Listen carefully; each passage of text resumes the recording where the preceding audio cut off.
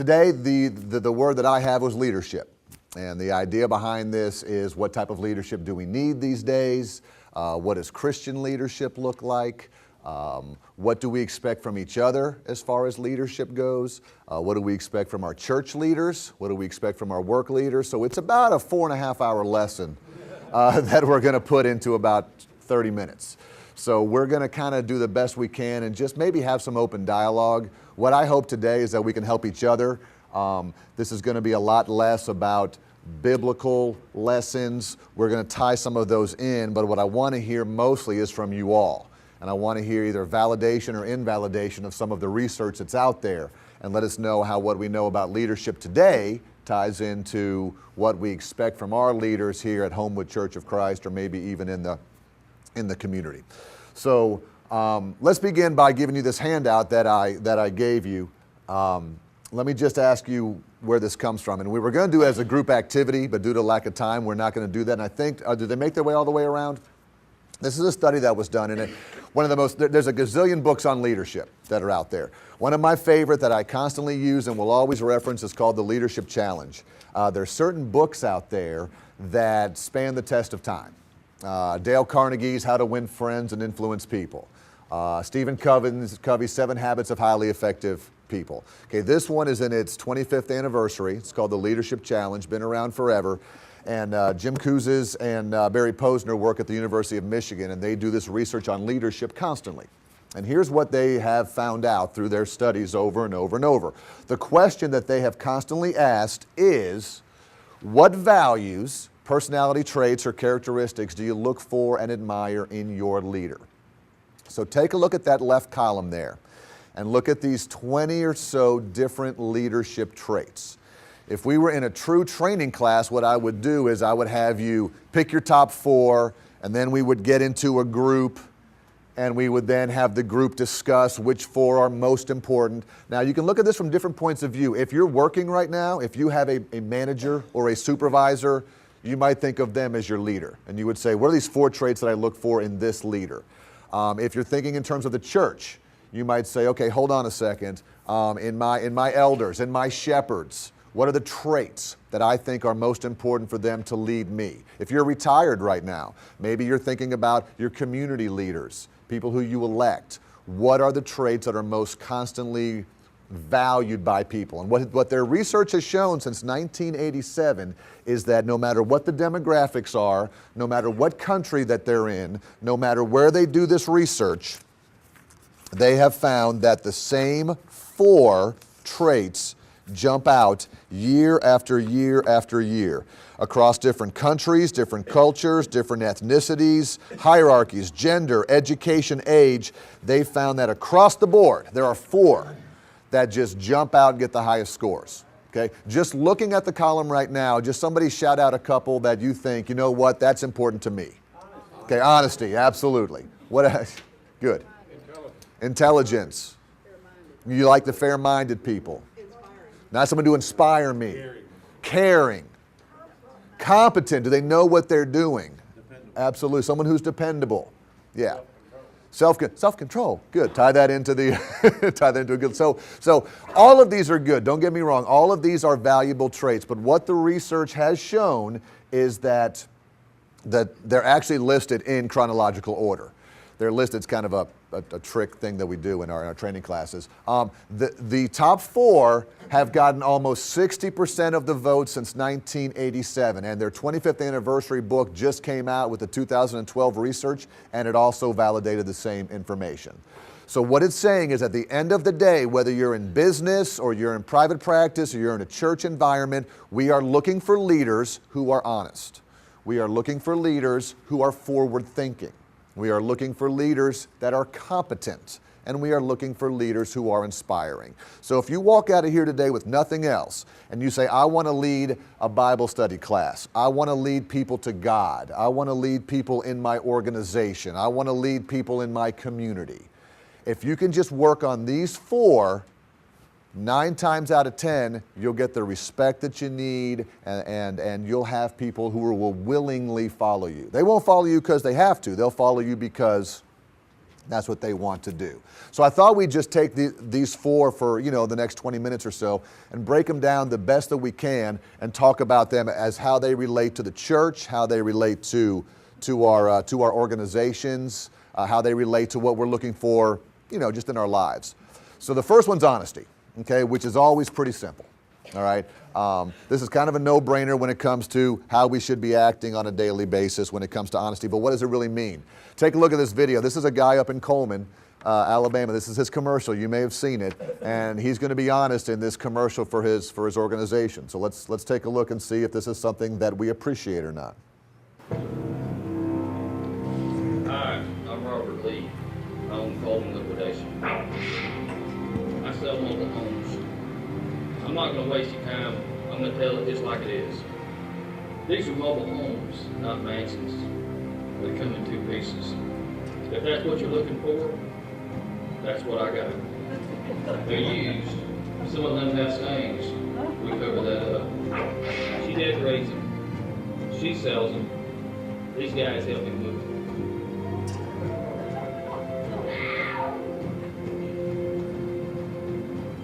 A bouncer in Birmingham hit me in the face with a crescent wrench 5 times. And my wife's boyfriend broke my jaw with a fence post. So if you don't buy a truck from me, it ain't gonna hurt my feelings.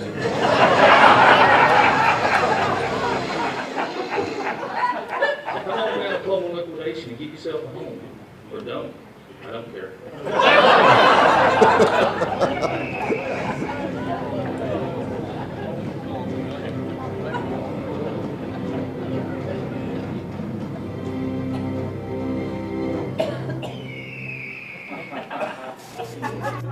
Okay. All right. So, is that what we're looking for? I mean, that's being honest. And again, that's kind of fun. And so he probably does a pretty good business. He's like, I'm not pulling any punches with you. If you're going to come in and go, this is dirty and this doesn't look right, well, you're not what I'm looking for. But what are we looking for here as far as honesty goes? What are we looking for in our leaders as far as honesty goes? Again, we've got good biblical references that tell us why it's important to be honest. If you go open your Bibles to Acts 5, if I can get somebody to volunteer to read the story as we're talking about this. Anybody remember the old Geico commercial recently? It had Abraham Lincoln in it, and it's got Abe Lincoln and Mary Todd Lincoln, and she comes out and she's wearing a dress, right? And she says, does this make me look fat? And there's about 18 seconds of silence while Honest Abe is standing there like this looking, and then I think his response is, a little or something, and she walks out of the room. And again, so we talk all the time as Christians that we want people to be honest. We want people to be forthright with us. And then when we get the truth sometimes, we're like, well, I'm not sure that's what I wanted to hear. So again, as we're talking about just wanting people to lead us, as Christian leaders, I think people want those who are honest. Tell me some I gotta be careful how I word this. Are there dishonest people who claim to be Christians? Are there allegedly dishonest people who have claimed to be Christian in the past who may have given Christians a bad name? Yes. And if so, who can we think of top of mind? And maybe not a name, maybe just a style of person. From years ago, Billy Saunders. What were you going to say? Go ahead. Same name, Billy Saunders. Okay, and tell the story real quick if you don't mind. Remember the deal? He was a high rolling fellow dealing in green. Okay. Soybeans. Okay. And dishonest, I don't remember the details. Yeah. He lucrated a lot of people out of money. Get a lot of people out of money in the name of Christianity or God or religion or who else? Any other style of person? Good Church of Christ person. Good. What's that? Okay. Local officials over large healthcare organizations may or may not be honest. Depending on what the jury says or the people say, right? So, possible. What's that? Possible elected officials. Those in this room, notwithstanding. There are a lot of honest people out there. But again, you've also got the prosperity gospel people, send in this money, God will provide for you, God will do this, and sometimes that hurts us. So we got to be careful. Honesty is the foundation of credibility. And if we don't do that as leaders in our community or leaders, then we can't sell the message of Jesus Christ if we're not being honest. So would you mind? I saw you opened it up. Would you mind, Toby? Go ahead and read that to us. Now, a man named Ananias, together with his wife Sapphira, also sold a piece of property. With his wife's full knowledge, he kept back part of the money for himself, but brought the rest and put it at the apostles' feet. Then Peter said, Ananias, how is it that Satan has so filled your heart that you have lied to the Holy Spirit and have kept for yourself some of the money you received for the land? Didn't it belong to you before it was sold? And after it was sold, wasn't the money at your disposal? What made you think of doing such a thing? You have not lied to men, but to God. When Ananias heard this, he fell down and died, and great fear seized all the people who heard what had happened. That's the bad way. That's just a bad story. And even the verse that says, when you lie, Satan has filled your, what was the exact wording? Satan has so filled your heart that you have lied to the Holy Spirit. Satan has so filled your heart that you have lied. So again, we're told up front many times, what do you tell your kids growing up? How do you always stay safe as a kid? What do I always want you to do as a parent? Tell me the truth. I'll do that for you. You can and that's how you get out of trouble. When you try to lie and back it up, is where we get in trouble. And the same thing goes in that story, and the same thing goes for us in the church. It goes for us as Christians. You know, people want to be told the truth. But let me ask you this. Is it hard for us to be honest all the time? Yeah, absolutely. Yeah, there's many reasons why that is.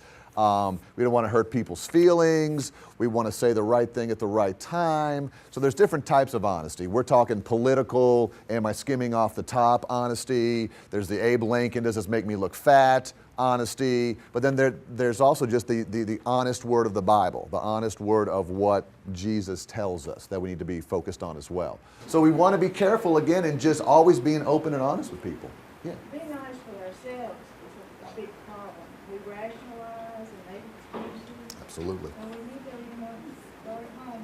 Absolutely. Being honest with yourself is what she said. Again, how often do we justify? And we do this as Christians with sin a lot. To be honest with myself, how is Jesus going to look at me? Not how do I look at myself compared to everybody else in the world. So very good. What do you think God expects from us regarding honesty? What's this whole idea about telling the truth from a global perspective? What does he expect? Who does he expect us to be honest with most of all, do you think? With ourselves and probably with him. Yeah, and with him. Do you know why I think he expects us to be honest with him? He knows it all. Yeah, right. So he's sitting up, he's like, are you serious? I know the truth. So I think from an honesty, now I want to tie this into our church leaders again. I want to tie this into our elders. I mean, man, we need and respect and honor elders who are honest, who are forthright, who will tell us like it is. Don't hide the budget from us. Don't hide that there's challenges going on in the church. Don't hide. Be honest with your people. Be honest with the people that you lead. And I think that's important for all of us to always remember. So, anything else on honesty that you want to share? All right, number 2 is forward thinking. And let me tell you, I love my job and I love working for civil service and I love working for the government, but we don't tend to do forward thinking. We tend to live in a mindset of, I got to balance the budget today. I am honest about it, right. We got to get through today. We got to balance the budget now. We don't have time to have 2-year planning or 3-year planning, or what's the city of Birmingham going to be like in 5 years? Well, in 5 years, there could be a turnover of mayors and councils and all of that. So let's just get through this fiscal year. Let's just get through this. And as Christians, we need to not do that, especially as Christian leaders. As Christian leaders, we need to be forward thinking. People will follow people who have a vision. People will follow people who want to do more. Do you have employees, if you work here, do you have employees, and you may be one of these people, and there's nothing wrong with that. You come to work, and you want to come to work, do your job, and go home. That's my world. Come to work, do my 8 hours, leave me alone, then I want to go home. That's fine. But your companies, your nonprofits, your for-profits are not going to grow unless you're constantly thinking about the next big thing. Again, when I worked at Disney, Disney's a forward-thinking company. You don't just go back there and say, here's the Magic Kingdom. It's been here for 35 years. That's all there is. You got to build Epcot. You've got to build the Animal Kingdom. You've got to build new attractions. You got to take old ones. That people want a little something new every time. And I think about this church in that way. Love, connect, serve. We're moving forward. There's new things we can do. Let's try something new. Now, what's the challenge with forward thinking from a Christian environment? How can that get us in trouble? Or how might it not appeal to what your preference is? Out of your comfort zone. Something a little different. Okay. Different opinions. Right, absolutely. Okay. We get mega churches out of this. Okay, we get rock and roll bands out of this. You know, Church of Christ is not very forward thinking. In fact, we have a friend of ours goes to a church up in Springville, and he was asking Logan, he asked him, how do y'all worship? Or what kind of worship do you have? And Logan was explaining to his son, you know, the kids worship, and this guy plays guitar in his church band. And so he said, well, you know, think I can come and play the guitar there and in your band? And Logan said, no, we don't have guitars. And he's like, oh, just a piano. No, we don't have. Logan's like, we don't have piano. He goes, well, what do you have? And Logan goes, I don't know. You know, he was just like, I don't know. We don't have anything. And so sometimes you get, you know, so people would look at this and go, you're not forward thinking. So you have to combine biblical truth, biblical knowledge, some tradition, balance that with forward thinking. Otherwise you get into this whole big world where it gets a little bit crazy. Now, from a leadership perspective, I think it's important that we're forward thinking. Okay? There's something going on outside. You know, there's taking trees, trying new things, changing the banners. Here's where we want to be. We're under the bridge, now we're over here. You know, I think about this all the time when it comes to forward thinking is the elder's vision. So think about this as you're leading your fellow Christians and people at work. You know, people want to follow somebody who's forward thinking, who's not just doing the same thing all the time. And I think as Christians we have to do this. Kids, I wrote down kids' Sunday school classes. I give Steve Castleman all the credit in the world, the education team.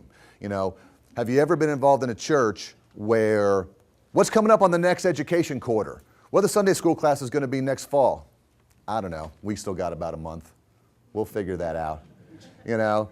And then 3 weeks before, we're running around going, what you doing next week? You wanna leave? What'd you say? Hiding. Oh, I thought you said tithing.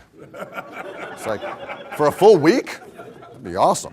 Hiding, yeah. So again, we have to make sure, you know, that we're thinking. And I think Steve does a great job with the education team, and Jeff, Taylor, and everybody, to make sure that we're forward thinking. Here's what we're doing. Here's where we're going. And I think as a Christian leader, you have to do that as well with all of your friends that you lead. And again, I think our elders do a good job there as well. Anything else, your thoughts about forward thinking from a Christian point of view? Okay. All right, let's do the next one. The third one is inspiring. Here's a 5-minute video. We don't have time. Have you seen the video of the Father-Son Marathon team, the Father-Son Triathlon team? Most people have seen that. Yeah. If you haven't seen it, go to YouTube and just Google Father-Son Triathlon. It's a fantastic, you talk about inspiration. People want to be inspired. People want leaders who will say, I think we can do that. And again, I think this is a challenge sometimes in civil service and in government is, do we inspire people? You know, government doesn't really inspire people sometimes. My favorite that I hope everybody has seen or will soon see is the commercial on TV where the kid at a concert escapes to the stage and is singing a play, Twinkle, Twinkle, Little Star. Have you seen that? No. Hold up your hand. Yeah, I love that. Really? And the pianist, who's the featured guy tonight, sneaks up on him from behind, reaches around and says, don't stop. Really? That's inspiration. I love that. That is inspiration. I mean, inspiration comes in so many different ways. It can come from a commercial. It can come from seeing somebody do something. There's this, there's this idea of leading by example, okay? My next book, my third book, Where's Russ, that's coming out soon, will be called Pick Up the Roach. And here's where that story comes from. Pick Up the Roach. Pick Up the Roach. And when I first got a job at the Personnel Board of Jefferson County, I work in the fantastic 2121 building downtown. Beautiful government building, got every shade of gray and brown you can possibly imagine in it. So I go in one day, and this is my first month on the job, And I go and I look down a hallway, and there's a roach upside down, laying on in this side hallway. And my Disney training teaches me to get down there and pick up the roach. All right, get that thing out of there before someone sees it, get a paper towel, pick it up, whatever. I thought to myself, no, sir, let us see what happens. So I wait a day, and I walk by the hall the next day, roach is still there. Walk by the hall the day after that, roach is still there. Like, oh, what kind of culture have I came into here? Walk down the hall the third day, roach is still there, but good news. There is something different, something amiss. So I walk down the hall to see what it is, and there's a sticky note on the ground right there. And written on the sticky note with an arrow are the words, "Please pick me up."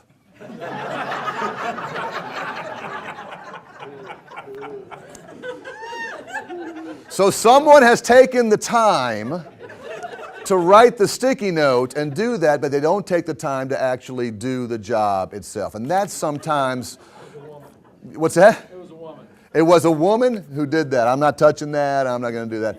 But again, sometimes inspiring is doing the stuff that maybe people see or that they don't see. People will imitate what they see. So again, from inspiration points of view, from Christians sometimes, whether it's I've got a friend of mine in Orlando, Matt Reisinger, who doesn't drink. And he talks about, it's not that I am against drinking. I'm not going to get into the discussion of drinking or not drinking. He's like, my passion is around the verse about inspiring others and being a detriment to others.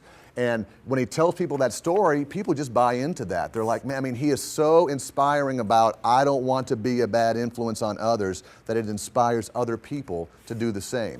And those are things sometimes in your life that you have to think about when you're making decisions or making impacts on people's lives. How do you inspire them?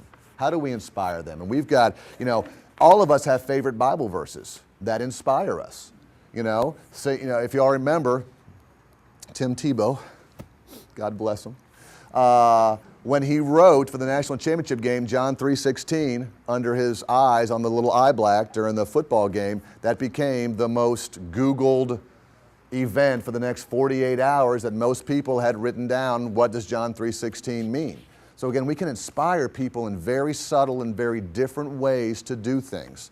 And if I were to ask you, like I said, what's your favorite Bible verse? A lot of you will say, well, when I'm in times of mourning, I go to this verse. Or when I'm in times of joy, I go to this verse. We do that. From our actions, we have to inspire others as well. We really have to inspire others. And I'm going to brag on Sherry here for a second. Actually, it's bragging on our elders. We've been involved in 4 churches since we got married. Concord Street Church of Christ, Homewood Church of Christ, Heritage Place Church of Christ, and now Homewood Church of Christ. And at least 3 times since we've joined here, minimum of 3 times since we've become members here, has she been in the car driving home from church or driving somewhere and saying, I have never seen a group of shepherds that inspire me more than these men do, she says. And it's true. So again, as you're looking for church leadership, whether it's in actions or in honesty or in communication or in whatever it is, what do you do that inspires people? So maybe find out different ways of inspiration. And finally, the last one, we got about 5 minutes left, is competence. Competence. Now again, you think of competence in terms of business terms. You think of competence in terms of, if you're still in the workforce here, you want your boss to know what he or she is doing. Right? There's nothing worse than having a leader or a manager who can't do the same job that you're doing, or at least can't figure out the way to do it. We need people to be competent. All right? Same thing as Christian leaders. If you're a leader here, give me ways that we can be competent as Christian leaders. What's the one thing we need to know pretty much? Right, and no one wants to say it because we don't want, but again, our enemies are going to know the Bible knowledge, and they are going to question us, and they are going to ask questions that will challenge us. And we don't want to be the people that go, well, it's in there somewhere. It's in there somewhere. There's this great show, and I love The West Wing. And we've got The West Wing on DVD, and we always watch The West Wing. And there's this great episode where President Bartlett, who's playing the role of a Democratic president, has a conservative Republican woman in the room for like a press dinner or something, and she constantly writes about anti-abortion maybe, or something, I don't know, something very conservative. Well, he gets so shook up that she's in the room that he just attacks her and says, it says here that you're against this. Well, let me ask you this. Do you still stone people, as it says in blah, blah, blah, blah, blah? Do you still eat pork, as it says in blah, blah, blah? And he lists like 10 Old Testament verses where he is just bam, bam, bam, bam, bam, and she really has no answer. And he goes, that's what I thought. Please leave my party, or whatever. So again, competence, we don't know when we're going to be challenged. We don't know when we're going to be struck. But competence is not being egocentric. I don't think competence is saying, I know more than you do. I think competence is saying, I have the basic knowledge. I'm constantly learning. I'm constantly growing. I'm constantly figuring as much as I can out. Who here knows what the Peter Principle is? Excellent. And it is? You rise to the level of your incompetence. You rise to the level of your incompetence. All right? That's not named after me. It is the Peter Principle. So if I'm a police officer and I do a good job as a police officer, I get promoted to sergeant. I do a good job as a sergeant, they go, you're going to be a lieutenant. I do a good job as a lieutenant, they go, you're going to be a deputy chief. I become a deputy chief and I'm an idiot. I can't do anything. I mean, I'm just a moron. I don't have the skill set. I don't do that. That's the Peter Principle. You've been promoted to your highest level of incompetence. And do you see that a lot in your workplaces? You know, people, I'm a good engineer, so I'll make you the manager of engineers. Oh, now I'm an idiot all of a sudden. I was great here, and I'm not great here. Competence means being aware of your shortcomings. Competence means being aware of what you need to learn and what you need to do, because the non-believers out there are looking to us for competence. Yes, they want to be inspired. We can get them in the door by inspiring them. We can get them in here by showing them a great sermon by Brett. We can go on YouTube. We can have all this technology that's out there, but then when they get their feet in the door and it's time for us to lead them by having a good biblical discussion, and we're like, John 3:16. That's all you have to know. Well, I've got more questions. I don't have just John 3:16. Okay, I mean, you know, you're like, there's got to be more. There's got to be more than that. So again, we need to do that. How else? And again, we kind of hit on biblical knowledge. What else should we be competent in? Anything else besides the biblical knowledge? What else should we do well as Christians? What's that? People skills. Absolutely. We need to be competent in people skills. We need to know we need to know that it's important that when guests come in, they should be greeted. And we need to be competent that when Kevin says it's fellowship time and we all go, oh. And so, not all of us, the introverts go, oh, you know, that it's important. It's important to look around and find one person and go, good morning, I'm glad you're here today. You need to be competent in people skills. Good. Biblical knowledge, people skills. What else? Communication skills. From the way that you talk to the way that you write emails, to what you post on your Facebook page, to if you have a Twitter account, what you're putting out there. It's hard to claim to be a Christian and say, come lead people, and then Twitter, go out there and tweet, Nick Saban is an idiot. I don't even know why he's, you know, and people go, well, that's not something really a Christian should say. So competent in your electronic communication, in your written communication, your verbal communication. Good. Anything else you need to be competent in? Owning our weaknesses. I love that. Owning our weaknesses. We're not good at everything. A lot of us struggle, we all struggle with different issues. That goes back to the honesty. Kind of ties in there, knowing what we struggle with, getting help, going to our... Knowing your own limitations. Knowing your own limitations. Well, I think it's more than that. Go. I think if you look in 2 Corinthians 12, you know, probably the greatest apostle in terms of impact, talks about that it was in weakness that God was strong. And when he realized he could accept the weakness that God put in his life, because God would be magnified through that, then his ministry had so much more power than if it were just Paul. In my weakness, God is strong. Absolutely. Absolutely. Great. So here's our takeaway. If we're going to lead others to Christ, if we're going to lead the body, if we're going to lead other people here, if you don't know where to start, again, am I being an honest person? Am I putting honest at the forefront of that? Am I being forward thinking? Am I taking these ideas and moving forward with them? Do I inspire others with my behavior and the way I talk and the things I do? And am I competent? Am I competent in my skills and my abilities and my communication? If we're going to lead as Christian leaders or be there for each other during times of struggles, those are the things we can work on. So thank you very much for your time today. I turn it back to Russ. You're welcome. You're welcome.